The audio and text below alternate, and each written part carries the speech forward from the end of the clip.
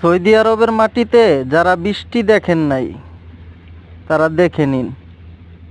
এই যে বৃষ্টি পড়তেছে, মরুভূমির বালুগুলো সব ভিজে গেছে।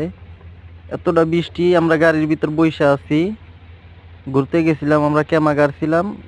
এখন দেখেন বৃষ্টিতে যে লুকিং গ্লাস, গাড়ির গ্লাস গুলাস পানি দিয়ে বইরা গেছে, দেখতে তো পারতেছেন। এইদিকে মনে করেন বৃষ্টি যে সময় পড়ে, ভয়াবহ বৃষ্টি পড়ে।